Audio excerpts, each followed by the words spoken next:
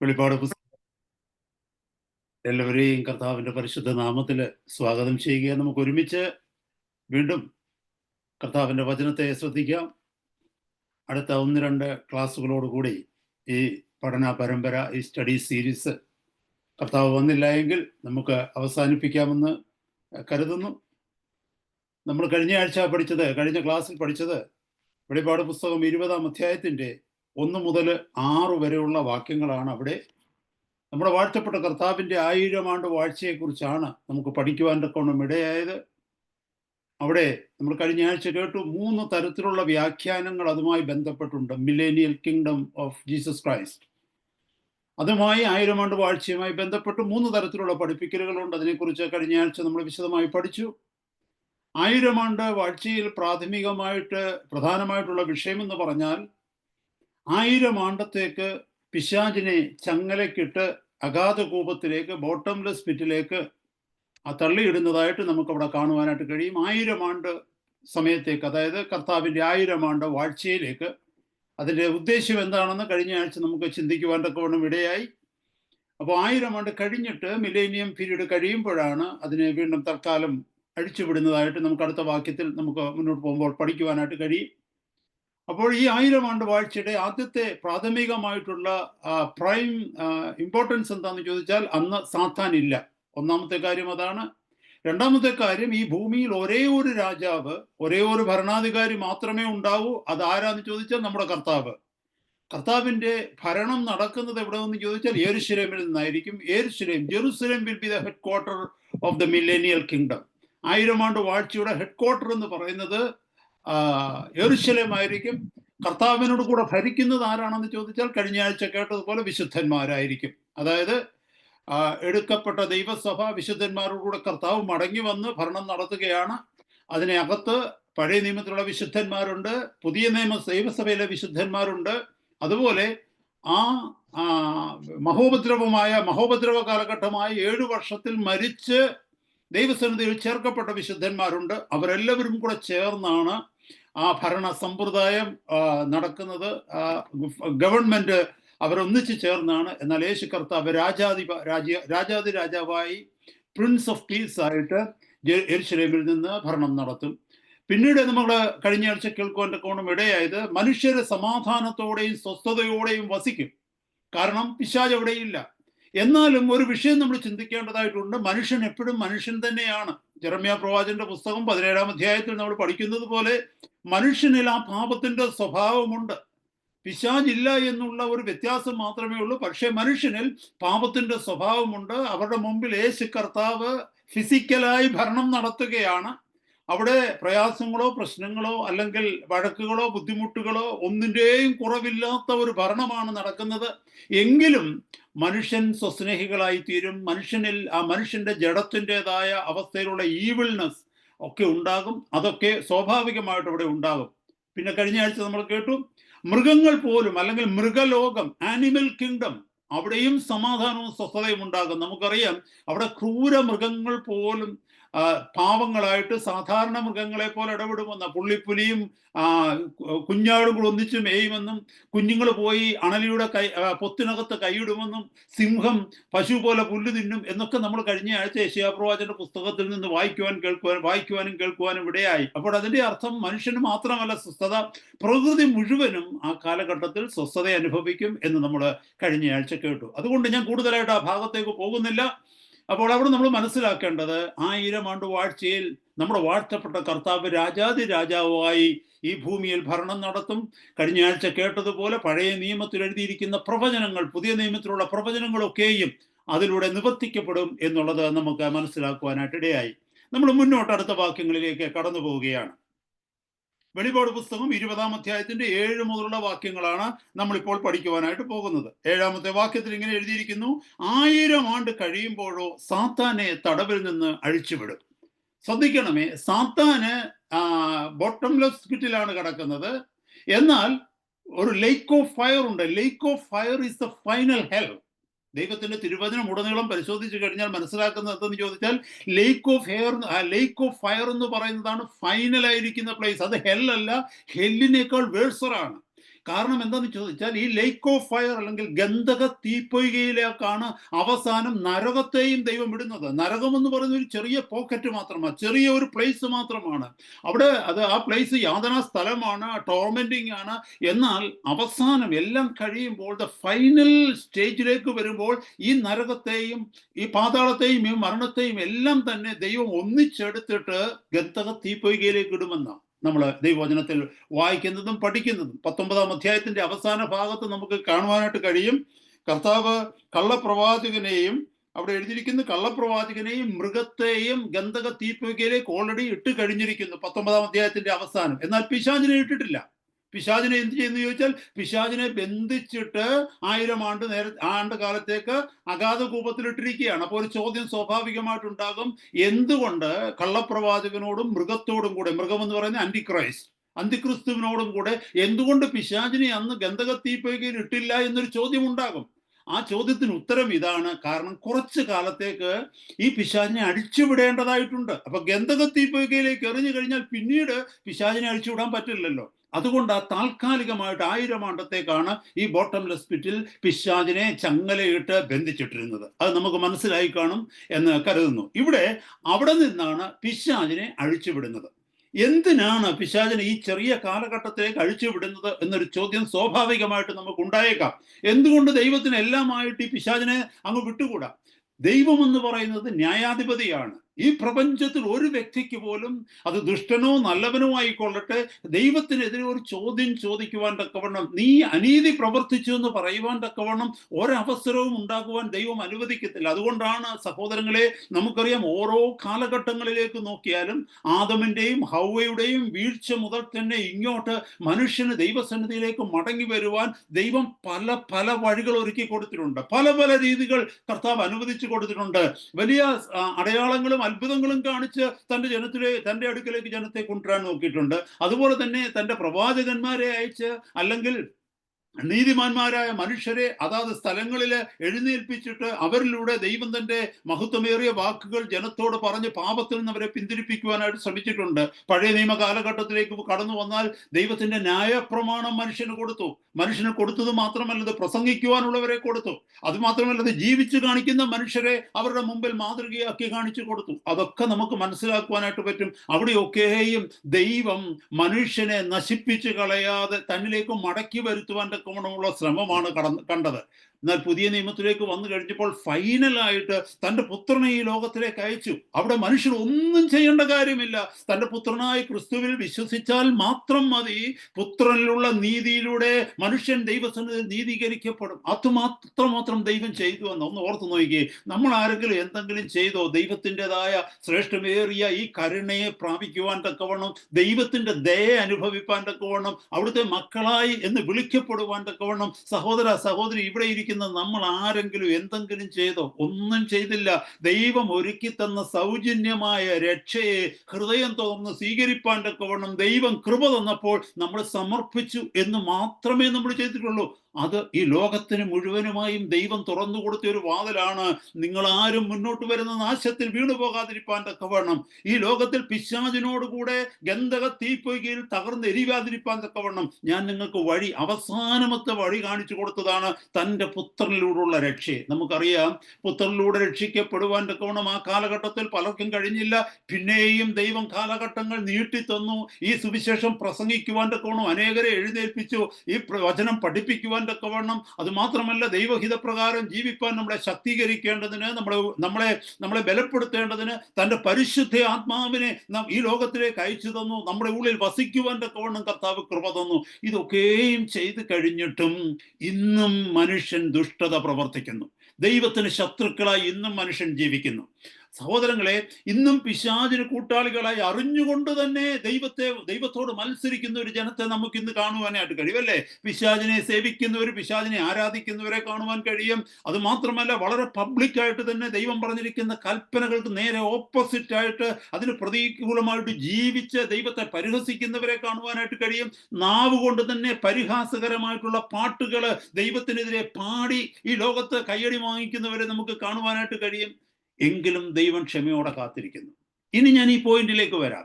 എന്തിനാണ് ദൈവം ഈ പിശാചിനെ വീണ്ടും അഴിച്ചുവിടുന്നതെന്ന് ചോദിച്ചാൽ, ഈ 1000 ആണ്ട് ക്രിസ്തു ഭരണം നടത്തിയപ്പോൾ അവിടെ പിശാചില്ലായിരുന്നു. അവിടെ ഒരു ചോയ്സും ഇല്ലായിരുന്നു. അവർക്കുള്ള ആകെ ചോയ്സ് എന്ന് പറയുന്നത് യേശുവിനെ സ്വീകരിക്കുക, അല്ലെങ്കിൽ യേശു പറയുന്നത് അനുസരിക്കുക എന്ന്. ഇവിടെ ദൈവം വീണ്ടും ഒരു ചോയ്സ് കൊടുക്കുക മനുഷ്യന്. പിശാചിനെ അഴിച്ചുവിട്ടിട്ട് ചോയ്സ് കൊടുക്കുക. ഇനി നമുക്ക് ചൂസ് ചെയ്യാം. ഈ 1000 ആണ്ട് അവരുടെ മുമ്പിൽ കണ്ട ഭരണം എത്ര ശ്രേഷ്ഠമായിരുന്നു.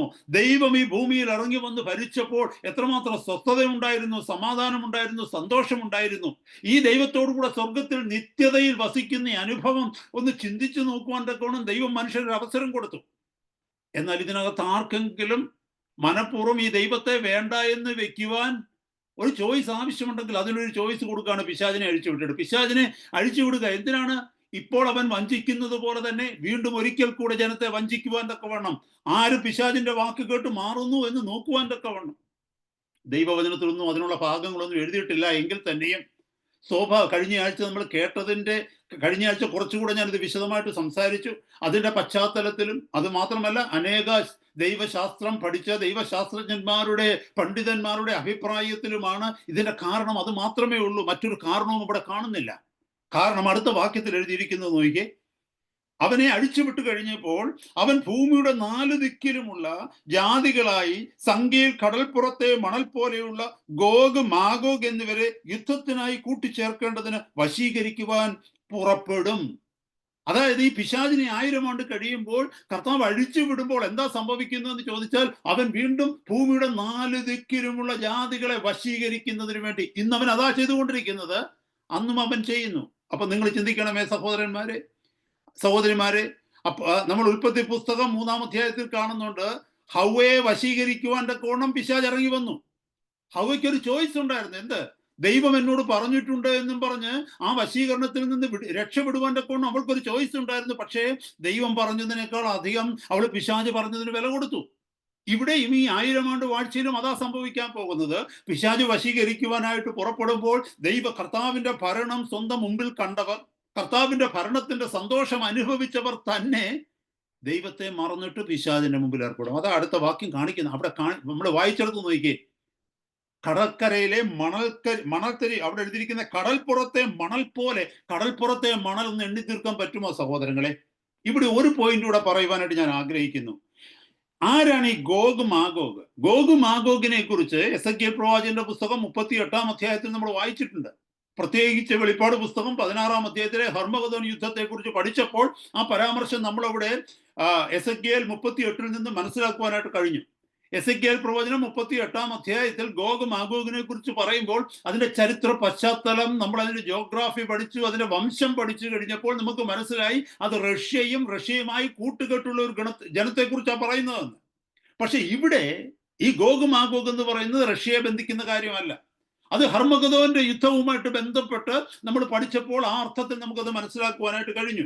ഗോഗ് മാഗോഗ് എന്ന് പറഞ്ഞാൽ റഷ്യയും അതിന്റെ കൂട്ടുകക്ഷികളുമാണ്. റഷ്യയോട് ചേരുവാൻ പോകുന്ന, റഷ്യയോട് ചേർന്ന് നിൽക്കുന്ന ഒരു കൂട്ടുകക്ഷികളുമാണെന്ന് അന്ന് നമുക്കത് കേൾക്കുവാനിടയായി. ഇത് 1000 ആണ്ട് വാഴ്ചയ്ക്ക് മുമ്പാണ്, 1000 വർഷങ്ങൾക്ക് മുമ്പാണ് അത് സംഭവിച്ചത്, ഹർമഗദോൻ യുദ്ധം.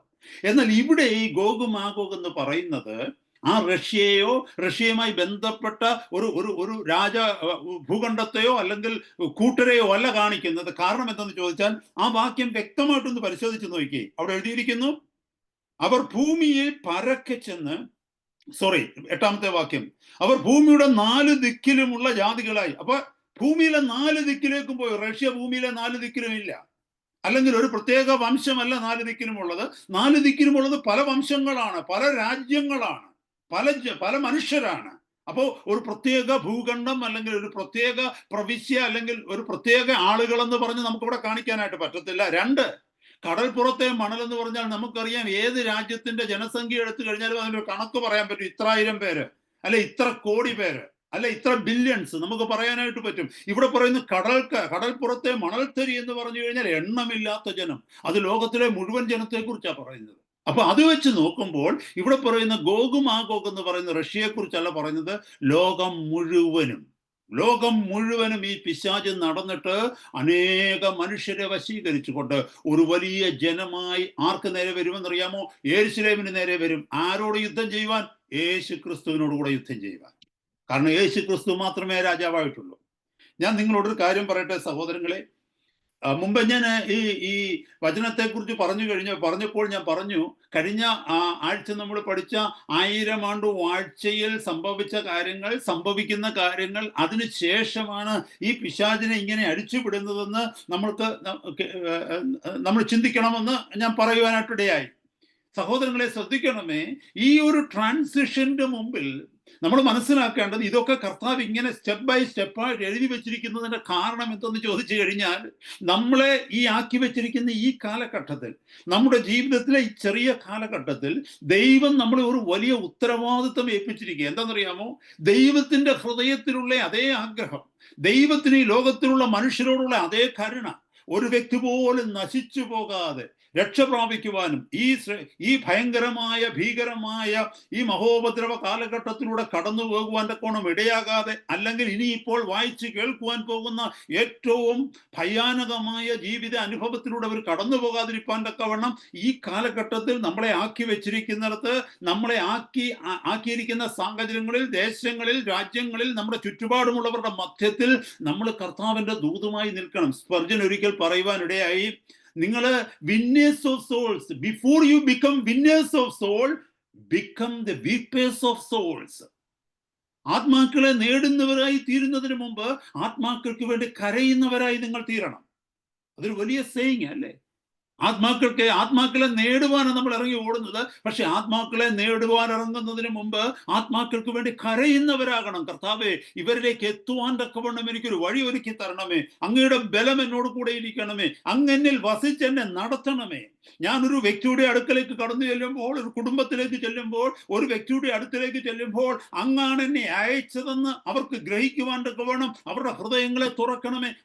അവിടുന്ന് എന്നോടുകൂടെ വരണമേ, അങ്ങെന്നിൽ വസിക്കണം, അങ്ങയുടെ പരിശുദ്ധാത്മാവിനിൽ നിറഞ്ഞ് എന്നെ കൊണ്ട് ഈ പ്രവൃത്തികൾ ചെയ്യിക്കണമേ. അപ്പോസ്തലന്മാരെ ഒക്കെയും പരിശുദ്ധാത്മാവ് നിറഞ്ഞാണ് നടത്തിയത്. കടന്നുപോയത് അവരൊറ്റയ്ക്കല്ല പോയത്, ദൈവത്തിന്റെ പരിശുദ്ധാത്മാവരോടുകൂടെ നിന്നു സാക്ഷ്യമായിട്ട്.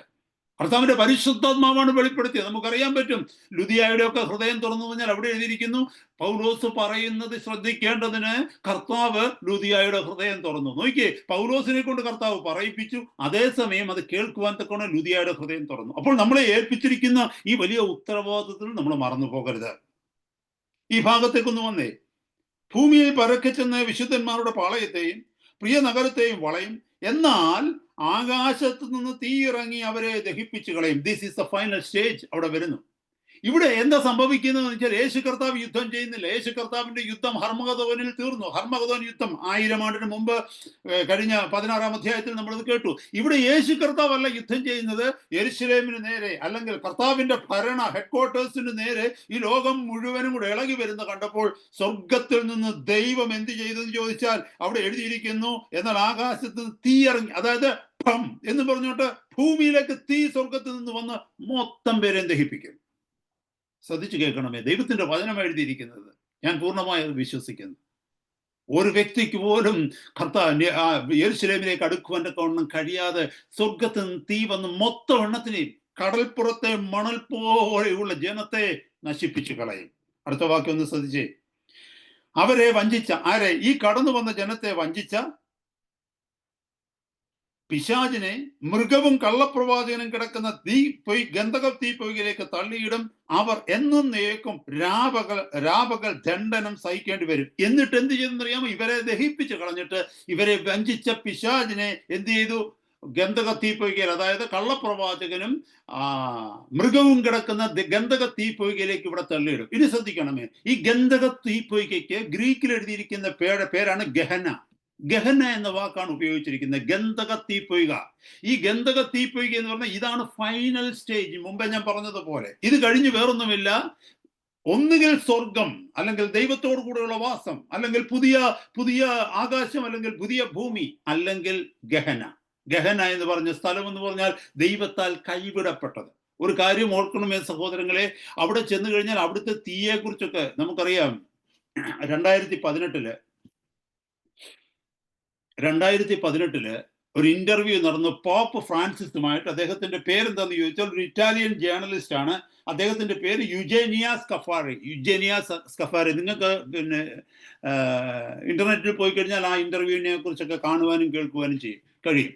അപ്പൊ 2018 ഈ യുജേനിയ സ്കഫാറിയോടുകൂടി പോപ്പ് ഫ്രാൻസിസ് ഒരു ഇന്റർവ്യൂ നടത്തി. ആ കൂടിക്കാഴ്ചക്കകത്ത് ഈ ജേർണലിസ്റ്റ്, ഈ പത്രപ്രവർത്തകൻ, ഇറ്റാലിയൻ പത്രപ്രവർത്തകൻ ഫ്രാൻസിസ് പോപ്പിനോട് ചോദിച്ചു, ഈ ലോസ്റ്റ് സോൾസിനെ കുറിച്ച്, ഈ നഷ്ടപ്പെട്ട ആത്മാക്കളെ കുറിച്ചുള്ള അങ്ങയുടെ അഭിപ്രായം എന്താണ്? അവരെവിടെയാണ് പോകുന്നത്? അതായത് അവിശ്വാസികളായിരിക്കുന്ന മനുഷ്യരുടെ അവസാനം എന്താണ്?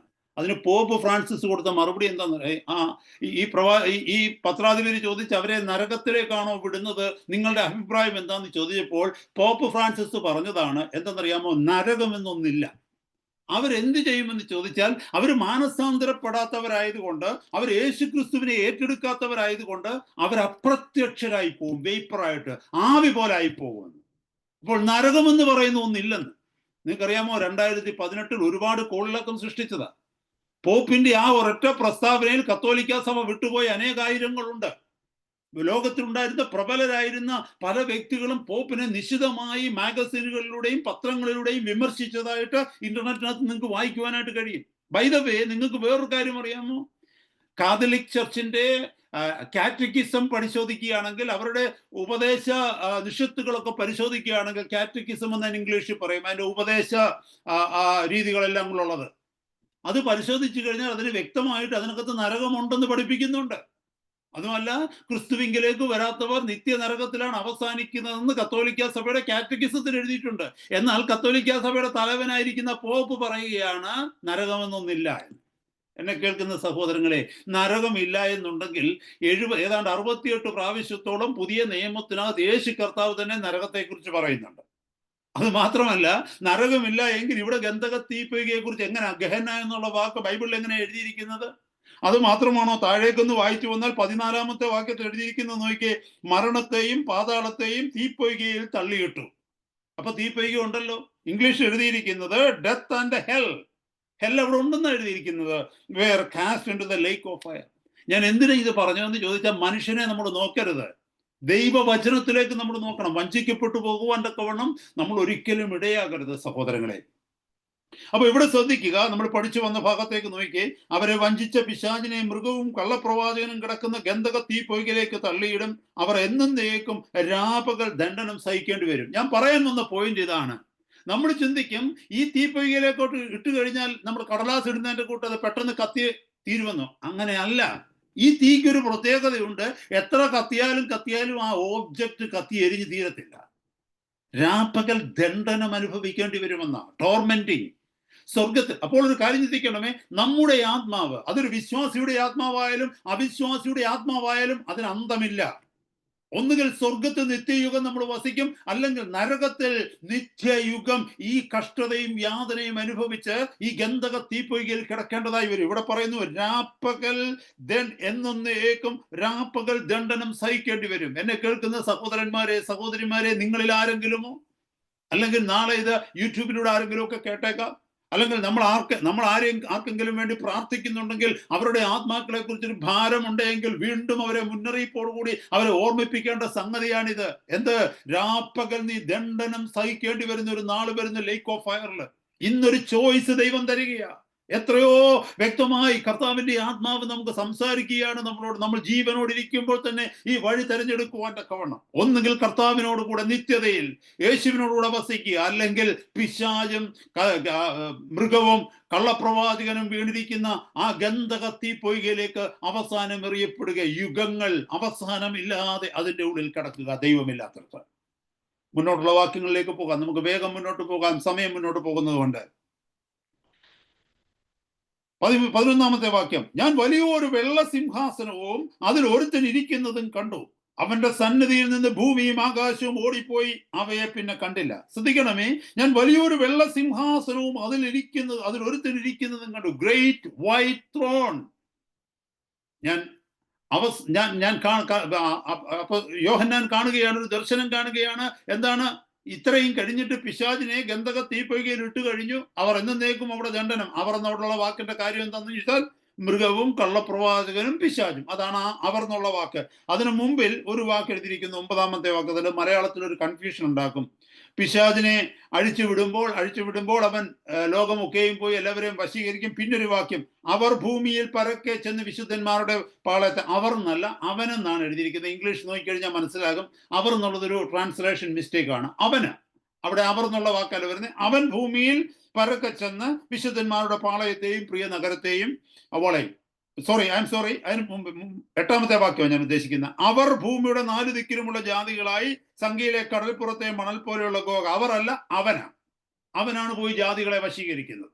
8-ാമത്തെ വാക്യമാണ് ഞാൻ പറഞ്ഞ, ആർക്കും കൺഫ്യൂഷൻ ഉണ്ടാക്കുന്നത്. 9-ാമത്തെ വാക്യമല്ല, 9-ലും അവർ എന്നാണ് എഴുതിയിരിക്കുന്നത്. അത് അവർ തന്നെയാണ്. അവർ എന്ന് പറഞ്ഞാൽ ഈ മൂവര്, മൃഗവും പിന്നെ അതുപോലെ തന്നെ ഈ ജാതികളാണ്. 9-ാമത്തെ വാക്യത്തിലെ ജാതികൾ എന്ന് പറഞ്ഞാൽ ഗോഗ്, മാഗോഗ്, ആ ഭൂമിയുടെ 4 ഭാഗമുള്ള ജാതികൾ വശീകരിക്കപ്പെട്ടിട്ട് യെരൂശലേമിന് നേരെ വരുന്നതിനെ കുറിച്ചാണ് അവർ എന്നുള്ള വാക്യം 9-ാം അധ്യായത്തിൽ എഴുതിയിരിക്കുന്നത്. എന്നാൽ 9-ാമത്തെ വാക്യത്തിൽ എഴുതിയിരിക്കുന്നത്, 8-ാമത്തെ വാക്യത്തിൽ അവർ എന്നല്ല, അവൻ എന്നാണ്. അത് ഞാനൊരു ആർക്കും കൺഫ്യൂഷൻ ഉണ്ടാകാതിരിക്കാൻ തക്കവണ്ണം ബൈബിൾ സ്റ്റഡി ആയതുകൊണ്ട് ഞാനൊന്ന് ക്ലാരിഫൈ ചെയ്തു എന്ന് മാത്രമേ ഉള്ളൂ. അപ്പോൾ ഇവിടെ വെള്ള സിംഹാസനത്തിന്റെ അടുക്കലേക്ക് വരുമ്പോൾ ഈ വെള്ള സിംഹാസനത്തിൽ ഇരിക്കുന്നത് ആരാ? അത് ദൈവമാണോ ഇരിക്കുന്നത്, അതോ യേശു ക്രിസ്തുവാണോ ഇരിക്കുന്നത്? ദൈവത്തിന്റെ വചനത്തിൽ വളരെ വ്യക്തമായിട്ട് നമ്മളോട് പറയുന്നുണ്ട്, അത് യേശു ക്രിസ്തുവാണ് ഇരിക്കുന്നത്. കാരണം എന്നാന്ന് ചോദിച്ചാൽ, യോഹന്നാന്റെ സുവിശേഷം 5-ാം അധ്യായത്തിലേക്ക് വരുമ്പോൾ, യോഹന്നാന്റെ സുവിശേഷം 5-ാം അധ്യായത്തിന്റെ 22-ാമത്തെ വാക്യത്തിൽ എഴുതിയിരിക്കുന്നു, gospel of John chapter 5 verse 22 എഴുതിയിരിക്കുന്നു, എല്ലാവരും പിതാവിനെ ബഹുമാനിക്കുന്നത് പോലെ പുത്രനെയും ബഹുമാനിക്കേണ്ടതിന് പിതാവ് ആരെയും ന്യായം വിധിക്കാതെ ന്യായവിധിയെല്ലാം പുത്രന് കൊടുത്തിരിക്കുന്നു. അപ്പോൾ ന്യായം വിധിക്കുന്നത് പുത്രനാണ്. നമ്മുടെ യേശു കർത്താവ് ന്യായം വിധിക്കുന്നത്. ഇവിടെ വലിയൊരു ബാലൻസിങ് നടക്കുകയാണ്. എന്താണെന്നറിയാമോ?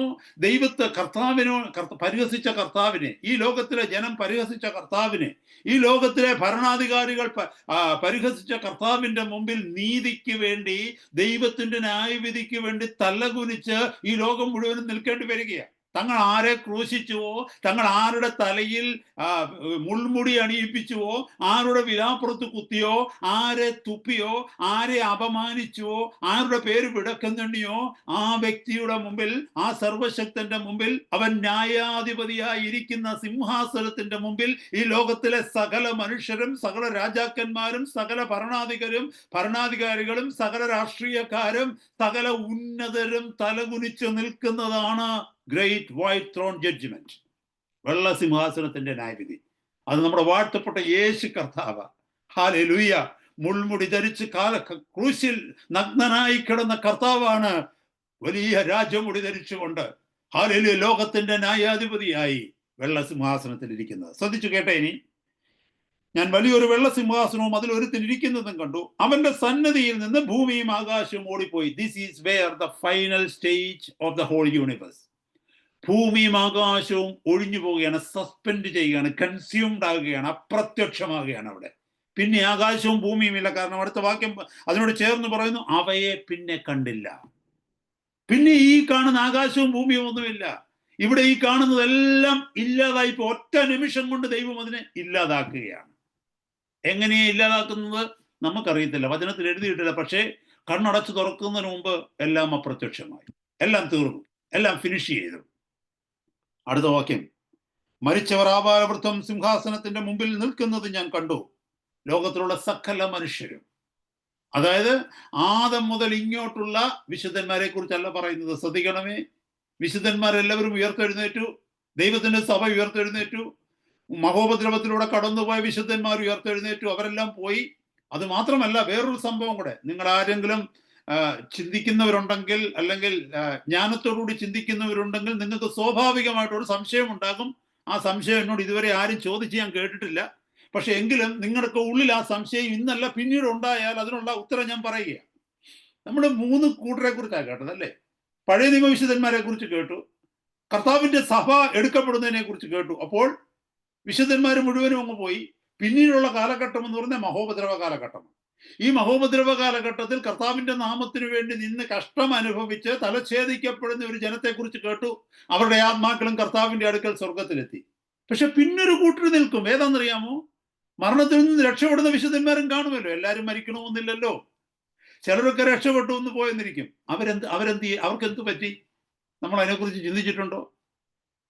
അവരെക്കുറിച്ച് കഴിഞ്ഞ ആഴ്ച നമ്മളൊന്ന് സൂചിപ്പിച്ചൊരു പരാമർശം മത്തായിയുടെ സുവിശേഷം 25-ാം അധ്യായത്തിൽ നമ്മൾ കേട്ടു, ചെമ്മരിയാടുകളെയും കോലാടുകളെയും നിർത്തുന്നതായിട്ട്.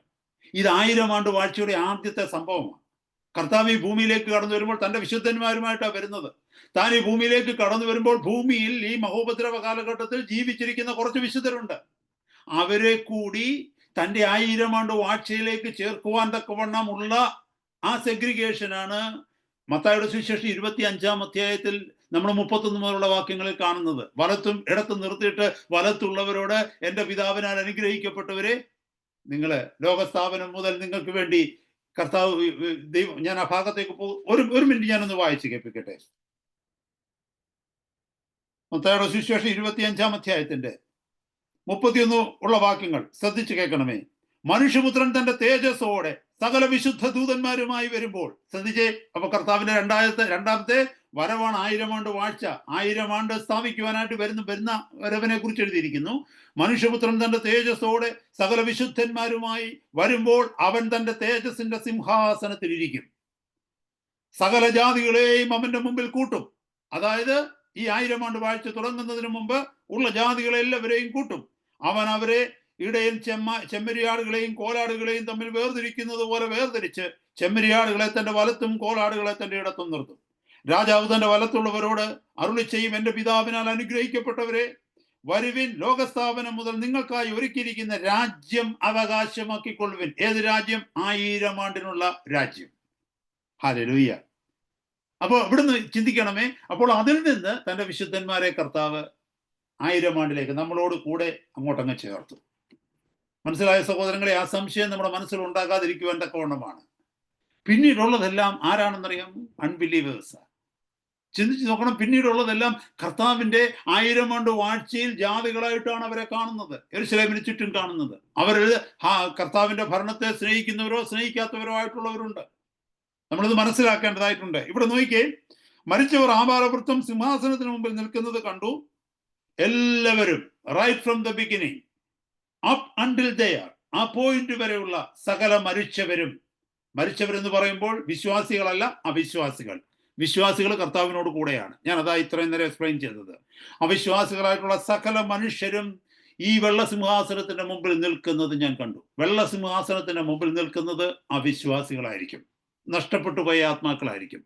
കാരണം വിശുദ്ധന്മാരാരും വെള്ളസിംഹാസനത്തിന്റെ മുമ്പിൽ നിൽക്കേണ്ടി വരികയില്ല. കാരണം അവർ കർത്താവിനോട് കൂടെ നിൽക്കുകയാണ്, കർത്താവിന്റെ ഭാഗത്ത് നിൽക്കുന്നവരാ. അവരാരും ഇവിടെ വന്ന് നിൽക്കേണ്ടതായിട്ട് ഇല്ല. അടുത്ത വാക്യങ്ങൾ ശ്രദ്ധിച്ചു നോക്കിയേ. പുസ്തകങ്ങൾ തുറന്നു. അപ്പൊ പല പുസ്തകങ്ങളെ കുറിച്ച് ദൈവത്തിന്റെ വചനം പറയുന്നുണ്ട്. അതിനെക്കുറിച്ച് കൂടുതലായിട്ട് അറിയണമെങ്കിൽ യൂട്യൂബിൽ നമ്മുടെ ഒരു മെസ്സേജ് ഉണ്ട്, ബുക്സ് ഇൻ ഹെവൻ, സ്വർഗത്തിലുള്ള പുസ്തകങ്ങൾ എന്ന് പറഞ്ഞൊരു വീഡിയോ ഞാൻ ചെയ്തിട്ടുണ്ട് വർഷങ്ങൾക്ക് മുമ്പ്. നിങ്ങൾക്ക് ആർക്കെങ്കിലും അതിനെക്കുറിച്ച് കൂടുതലായിട്ട് അറിയണമെങ്കിൽ ആ ഭാഗത്ത് പോയി വായിക്കാവുന്നതാണ്, ബുക്സ് ഇൻ ഹെവൻ. എന്നാൽ ഇപ്പം ഞാൻ ഒന്ന് സമ്മറൈസ് ചെയ്തിട്ട് പെട്ടെന്നൊന്ന് പറഞ്ഞു പോകാനായിട്ട് ഞാൻ ആഗ്രഹിക്കുന്നുണ്ട്. ഒന്നാമത് അവിടെ ഒരു പുസ്തകമുണ്ട്, ബൈബിൾ. ദൈവത്തിന്റെ തിരുവചനം സ്വർഗത്തിലുണ്ടാകും. ഈ ന്യായവിധിയുടെ സമയത്ത് ഞാൻ എൻ്റെ ഭാവനയിൽ ഇങ്ങനെ കാണുകയാണ്, ഒരു വലിയ മേശയായിരിക്കും. ആ മേശയുടെ പുറത്ത് പല പുസ്തകങ്ങൾ കർത്താവ് വെച്ചിട്ടുണ്ടാകാം. ഞാൻ എൻ്റെ ഈ ചെറിയ ഭാവനയിൽ ചിന്തിക്കുക, അങ്ങനൊന്നും ആയിരിക്കത്തില്ല കേട്ടോ. അതിനകത്തൊരു പുസ്തകം ബൈബിളാ, നമ്മുടെ കയ്യിലുള്ള ഈ തിരുവചനം. എന്തിനാണെന്നറിയാമോ? ഇതവിടെ വെച്ചിരിക്കുന്നത്, ഈ വചനം ദൈവം പറഞ്ഞിട്ടാ ചോദിക്കുന്നത്, ഈ വചനങ്ങൾ നിങ്ങളോട് എത്ര തവണ ഈ ലോകത്തിൽ സംസാരിച്ചു? ഈ വചനം നിങ്ങളോട് എത്രമാത്രം പ്രസംഗിക്കപ്പെട്ടു? എവിടെയാ ബൈബിളിൽ എഴുതിയിരിക്കുന്നത് ഈ വചനം ന്യായം വിധിക്കുമെന്നുള്ളത്? യോഹന്നാന്റെ സുവിശേഷം 12-ാം അധ്യായത്തിന്റെ 48-ാമത്തെ വാക്യം. യോഹന്നാന്റെ സുവിശേഷം 12-ാം അധ്യായം 48-ാമത്തെ വാക്യം ഇങ്ങനെ വായിക്കുന്നു, എൻ്റെ വചനം കൈക്കൊള്ളാതെ എന്നെ തള്ളിക്കളയുന്നവനെ ന്യായം വിധിക്കുന്നവനുണ്ട്. ഞാൻ സംസാരിച്ച വചനം തന്നെ ഒടുക്കത്തെ നാളിൽ അവനെ ന്യായം വിധിക്കും. So my word, the Bible will judge them that day. ഒടുക്കത്തെ നാളിൽ ഈ വചനം അവരെ ന്യായം വിധിക്കുമെന്ന് അവിടെ എഴുതിയിരിക്കുന്നു. അപ്പൊ ബൈബിളുണ്ട്. ഇന്ന് ഈ കേട്ട വചനങ്ങളൊക്കെ അതിനകത്ത് ഇത്രയും പേരെ ന്യായം വിധിച്ച് ഇവരെ എങ്ങോട്ടാ വിടാൻ പോകുന്നതെന്ന് അറിയാമോ?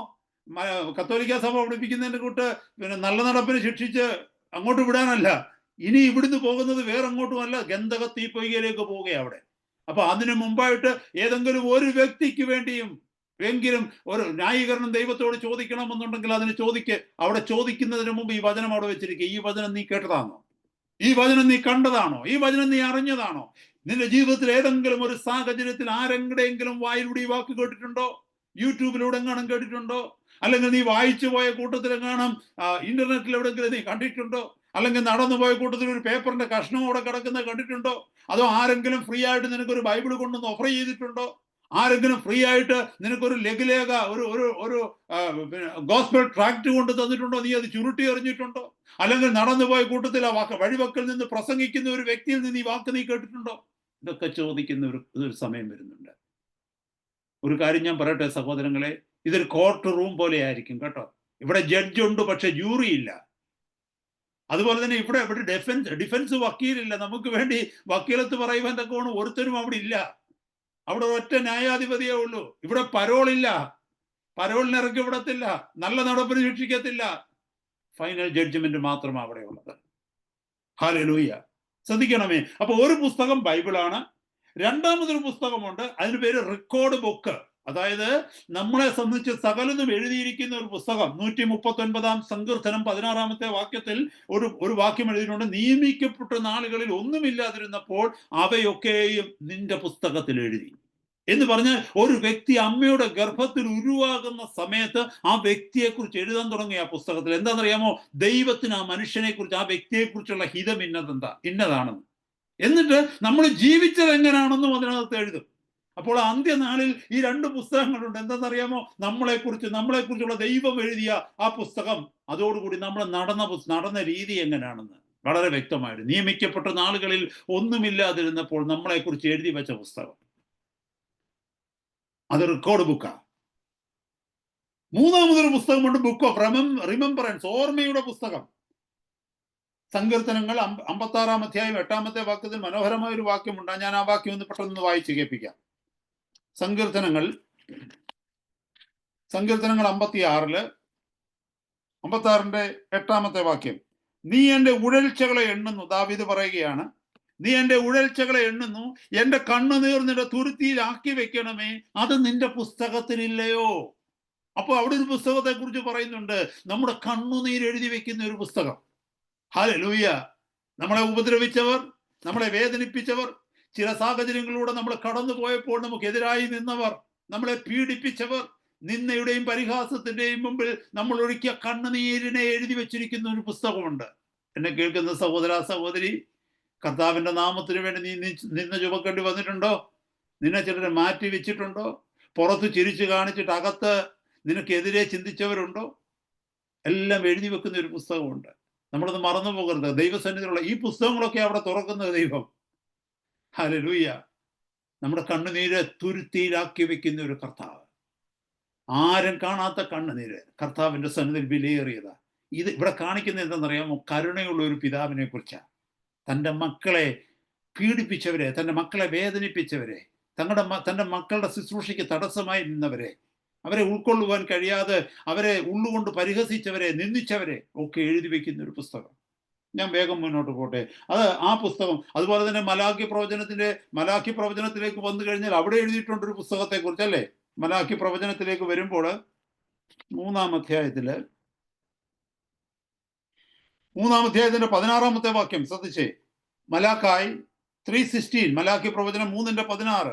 യഹോവ ഭക്തന്മാർ എന്ന് തമ്മിൽ സംസാരിച്ചു, യഹോവ ശ്രദ്ധിച്ചു കേട്ടു. യഹോവ ഭക്തന്മാർക്കും അവന്റെ നാമത്തെ സ്മരിക്കുന്നവർക്കും വേണ്ടി അവന്റെ സന്നിധിയിൽ ഒരു സ്മരണ പുസ്തകം എഴുതി വെച്ചിരിക്കുന്നു. എത്ര വ്യക്തമായിട്ട് ആ പുസ്തകങ്ങളെ കുറിച്ച് എഴുതിയ ബുക്ക് ഓഫ് റിമെമ്പറൻസ്. അപ്പൊ നമ്മൾ ഒന്നിച്ച് കൂടിയിരുന്ന് കർത്താവിന്റെ നാമത്തെ കുറിച്ച് സംസാരിക്കുമ്പോൾ, ഏതെങ്കിലും വഴിവെക്കിൽ ആരോടെങ്കിലും കർത്താവിന്റെ സുവിശേഷം പറയുമ്പോൾ, പ്രൈസലോടെന്ന് പറഞ്ഞ് അങ്ങോട്ടും ഇങ്ങോട്ടും ഹഗ് ചെയ്യുമ്പോൾ, കർത്താവിൻ്റെയൊക്കെ റെക്കോർഡ് എഴുതി വെക്കുന്നുണ്ട്. എഴുതി വെച്ചിരിക്കുന്നത് നോക്ക്. ഇതൊക്കെ നമുക്ക് വലിയ വിരോധാഭാസമായിട്ടൊക്കെ തോന്നിയേക്കാം. എന്നെ കേൾക്കുന്ന സഹോദര സഹോദരി, നമ്മുടെ വിക്കറ്റ് മൈൻഡിന് മനസ്സിലാകാത്തതാണ് സ്പിരിച്വൽ ട്രൂത്ത്സ്. ഹല്ലേലൂയ. പൂർണ്ണമായി ഞാൻ വിശ്വസിക്കുന്നു ഇതൊക്കെയും സ്വർഗത്തിലുണ്ട്. നമ്മുടെ ആരുടെയും പ്രയത്നങ്ങൾ വ്യർത്ഥമല്ല ദൈവമക്കളെ. ഹല്ലേലൂയ. ഇതൊരു പുസ്തകമാണ്, ബുക്ക് ഓഫ് റിമെമ്പറൻസ്. ഇനി അടുത്തൊരു പുസ്തകം പറയുന്നുണ്ട്, ബുക്ക് ഓഫ് വർക്ക്സ്, പ്രവൃത്തികളുടെ പുസ്തകം. ഇതേ അധ്യായത്തിൽ തന്നെ 12-ാമത്തെ വാക്യം ഒന്ന് നോക്കി. 20:12 വെളിപ്പാട് പുസ്തകം. മരിച്ചവർ ആബാലവൃത്തം സിംഹാസനത്തിന് മുമ്പിൽ നിൽക്കുന്നത് കണ്ടു. പുസ്തകങ്ങൾ തുറന്നു. ജീവന്റെ പുസ്തകം എന്ന മറ്റൊരു പുസ്തകവും തുറന്നു. പുസ്തകങ്ങളിൽ എഴുതിയിരിക്കുന്നതിന് ഒത്തവണ്ണം മരിച്ചവർക്ക് അവരുടെ പ്രവൃത്തികൾക്കടുത്ത ന്യായവിധി ഉണ്ടായി. അപ്പൊ പ്രവൃത്തികളെ കുറിച്ച് റെക്കോർഡ് ചെയ്തിരിക്കുന്ന ഒരു പുസ്തകമുണ്ട്, ജീവന്റെ പുസ്തകം അല്ലാതെ. പ്രവൃത്തികളെ കുറിച്ച്, നമ്മുടെ ഓരോരുത്തരുടെയും പ്രവൃത്തികളെ കുറിച്ച് എഴുതി വെച്ചിരിക്കുന്ന പുസ്തകം. അപ്പൊ അവിശ്വാസികളെ കുറിച്ച് എഴുതുമ്പോൾ അവരുടെ പ്രവൃത്തികൾ എഴുതി. അവര് കർത്താവിനോട് എത്രമാത്രം ദുഷ്ടത കാണിച്ചെന്ന്, തങ്ങളെ എത്രമാത്രം പീഡിപ്പിച്ചെന്ന്, ദൈവമക്കളെ പരിഹസിച്ചത്, ദൈവദാസന്മാരെയും ദാസിമാരെയും നിന്ദിച്ചത്, ഇതൊക്കെ എഴുതി വെച്ചിരിക്കുന്ന പ്രവൃത്തികളുടെ പുസ്തകം, ബുക്ക് ഓഫ് വർക്ക്സ്. ഇനി അടുത്തത് ഫൈനലായിട്ട് നമുക്ക് ഈ ദൈവവചനത്തിന്റെ വെളിച്ചത്തിൽ മനസ്സിലാക്കുവാൻ കഴിയുന്നത് ബുക്ക് ഓഫ് ലൈഫ്, ജീവന്റെ പുസ്തകം. ജീവന്റെ പുസ്തകത്തെക്കുറിച്ച് 9 പ്രാവശ്യം ദൈവവചനത്തിൽ എഴുതിയിട്ടുണ്ട്. വിശുദ്ധ വേദപുസ്തകത്തിൽ 9 പ്രാവശ്യം ജീവന്റെ പുസ്തകത്തെക്കുറിച്ച് എഴുതിയിട്ടുണ്ട്. ഒന്ന് സങ്കീർത്തനങ്ങൾ 69:28 ജീവന്റെ പുസ്തകത്തെക്കുറിച്ച് ദാവീദ് പറയുന്നുണ്ട്, അവരുടെ പേര് ജീവന്റെ പുസ്തകത്തിൽ നിന്ന് മായ്ച്ചു കളയണമെന്ന്. അതാണോ? 1 മിനിറ്റ് നോക്കി 69-ാമത്തെ സങ്കീർത്തനത്തിലേക്ക് വരുമ്പോൾ Psalm 69 ഞാൻ വായിച്ച് കേൾപ്പിക്കാൻ നിങ്ങളെ.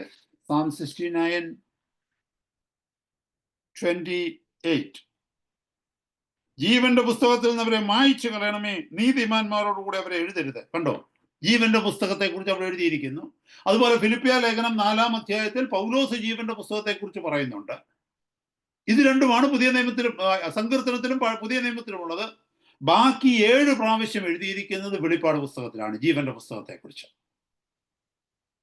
ഇവിടെ സ്വാഭാവികമായിട്ട് നമുക്കൊരു ചോദ്യം ഉണ്ടാകാനുള്ള സാധ്യത എന്തെന്നറിയാമോ? ജീവന്റെ പുസ്തകത്തിൽ ഒരു വ്യക്തിയുടെ പേരെഴുതുന്നത് എപ്പോഴാണ്? അതിനെക്കുറിച്ച് 2 ടീച്ചിങ്സ് ഉണ്ട്, 2 പഠിപ്പിക്കലുകളുണ്ട്.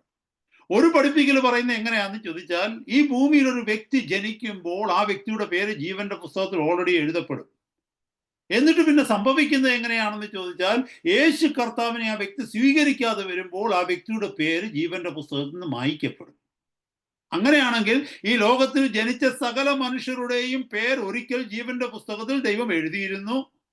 എന്നാൽ കാലക്രമേണ ദൈവവചനം കേട്ടിട്ടും യേശു കർത്താവിന്റെ സന്നിധിയിൽ അവർ ജീവനെ സമർപ്പിക്കാതിരുന്നത് കൊണ്ട് കാലക്രമേണ അവരുടെ പേരുകൾ ജീവന്റെ പുസ്തകത്തിൽ നിന്ന് മായ്ച്ചു കളഞ്ഞു. കാരണം ഇവിടെ എഴുതിയിരിക്കുന്നിടത്തൊക്കെ ജീവന്റെ പുസ്തകത്തിൽ നിന്ന് മായ്ച്ചു കളയരുത് എന്നാണ് എഴുതിയിരിക്കുന്നത്. അതുപോലെ തന്നെ വെളിപാട് പുസ്തകം 3-ാം അധ്യായം 5-ാമത്തെ വാക്യത്തിൽ കർത്താവ് ഏറ്റുപറയുന്നതിനെ കുറിച്ച് പറയുന്നുണ്ട്. കാരണം അവരുടെ പേര് ഞാൻ ജീവന്റെ പുസ്തകത്തിൽ നിന്ന് മായ്ച്ചു കളയാതെ എൻ്റെ പിതാവിന്റെ മുമ്പിലും എൻ്റെ ദൂതന്മാരുടെ മുമ്പാകെയും ഏറ്റുപറയും. അപ്പൊ മായ്ച്ചു കളയുന്നതിനെ കുറിച്ചാണ് പറയുന്നത്. അതിന്റെ വെളിച്ചത്തിലാണ് അങ്ങനത്തെ പഠിപ്പിക്കലുകൾ. എന്നാൽ ഞാൻ വിശ്വസിക്കുന്നത് അങ്ങനെയല്ല. ഈ ഭൂമിയിൽ സുവിശേഷം കേട്ട് ഏതൊരു വ്യക്തി യേശുവിനെ രക്ഷിതാവായി സ്വീകരിക്കുന്നുവോ ആ വ്യക്തിയുടെ പേര് ജീവന്റെ പുസ്തകത്തിൽ എഴുതപ്പെടും. ഞാൻ അങ്ങനെയാണ് വിശ്വസിക്കുന്നത്. Praise God, hallelujah. കർത്താവിനോട് ലൂക്കോസിന് ശേഷം 10-ാം അധ്യായത്തിൽ കർത്താവ് 70 പേരെ ശുശ്രൂഷയ്ക്കായിട്ട് അയക്കുന്നുണ്ട്, 70 ശിഷ്യന്മാരെ. അവർ മടങ്ങി വന്നിട്ട് കർത്താവിനോട് പറയുന്നുണ്ട്, നിന്റെ നാമത്തിൽ ഭൂതങ്ങളും ഞങ്ങൾക്ക് കീഴടങ്ങുന്നത്. അപ്പൊ കർത്താവ് പറയുന്നുണ്ട്, ഭൂതങ്ങൾ നിങ്ങൾക്ക് കീഴടങ്ങുന്നതിലല്ല, നിങ്ങളുടെ പേര് സ്വർഗത്തിൽ എഴുതിയിരിക്കുന്നത് ഓർത്ത് സന്തോഷിക്കും. അപ്പൊ എന്റെ മനസ്സിലായി അങ്ങനെ. അപ്പൊ ഞാൻ അത് എഴുതിയിരിക്കുന്നതിനെ കുറിച്ചാണ് പറഞ്ഞത്, മനസ്സിലായോ? എഴുതുക. അപ്പൊ കർത്താവിനെ സ്വീകരിച്ചു കഴിയുമ്പോൾ, സുവിശേഷം അംഗീകരിച്ചു കഴിയുമ്പോൾ, കർത്താവിന്റെ സന്നിധി നമ്മുടെ ജീവിതത്തെ സമർപ്പിച്ചു കഴിയുമ്പോൾ നമ്മുടെ പേര് ജീവന്റെ പുസ്തകത്തിൽ എഴുതും. ഞാൻ അങ്ങനെയാണ് വിശ്വസിക്കുന്നത്. ഹല്ലേലൂയ. ഞാൻ ഈ 2 ടീച്ചിങ്ങിനെ കുറിച്ചും നിങ്ങളോട് പറഞ്ഞതേ ഉള്ളൂ. കാരണം നാളെ ഒരു സമയത്ത് ആരെങ്കിലും ഇങ്ങനെ പറഞ്ഞു കഴിഞ്ഞാൽ എനിക്കിത് അറിയില്ലല്ലോ, ഞാൻ കേട്ടിട്ടില്ലല്ലോ എന്ന് പറയുവാൻ തക്കവണ്ണം ഇടയാകരുത്. അപ്പൊ സഹോദരങ്ങളെ, നമ്മളിവിടെ മനസ്സിലാക്കേണ്ടതായിട്ടുള്ള കാര്യം ഇതാണ്. ഇവിടെ എഴുതിയിരിക്കുന്നു, പുസ്തകങ്ങൾ തുറന്നു, പുസ്തകങ്ങൾ എഴുതിയിരുന്നതിന് ഒത്തവണ്ണം മരിച്ചവർക്ക് അവരുടെ പ്രവർത്തികൾക്കടുത്ത ന്യായവിധി ഉണ്ടായി. 13-ാമത്തെ വാക്യം പറയുന്നു, സമുദ്രം തന്നിലുള്ളവരെ ഏൽപ്പിച്ചു കൊടുത്തു, മരണവും പാതാളവും തങ്ങളിലുള്ളവരെ ഏൽപ്പിച്ചു കൊടുത്തു, ഓരോരുത്തരും അവനവന്റെ പ്രവർത്തിക്കടുത്ത ന്യായവിധി ഉണ്ടായി. ഇത് ചിന്തിച്ചു നോക്കി. സമുദ്രത്തിൽ വീണവരുണ്ടാകും, തീക്കകത്ത് വീണവർ കാണും, പല രീതിയിൽ മരിച്ചിട്ടുള്ളവർ കാണും, ശരീരം നഷ്ടപ്പെട്ടവർ കാണും, ശരീരം ഡീഫോംഡ് ആയിട്ടുള്ളവരുണ്ട്, കൈയും കാലും ഒക്കെ കണ്ടിച്ചു കളഞ്ഞ് വേറെ കളഞ്ഞ്. ഇതൊക്കെ മരണത്തിനകത്ത് സംഭവിക്കുന്നതല്ലേ. ചിലരുടെ കഴുത്ത് കണ്ടിച്ച് കളയും, ചിലരുടെ കയ്യും കാലും കണ്ടിച്ചിട്ട് എവിടെയെങ്കിലും ഒക്കെ കൊണ്ട് കളയും, ചിലരെ കത്തിച്ച് ഭസ്മമാക്കിയിട്ട് കളയും. ഇങ്ങനെയൊക്കെ ഉണ്ടല്ലോ.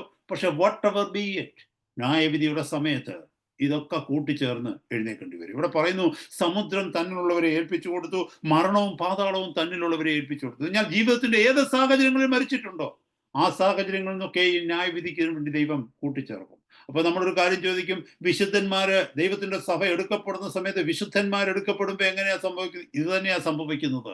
ഒരു വിശുദ്ധനെ എത്ര കോൺക്രീറ്റ് ഇട്ടിട്ട് അതിന്റെ അകത്ത് അടച്ചിട്ടെന്ന് പറഞ്ഞാലും അവൻ ഉയർത്തെഴുന്നേൽക്കും.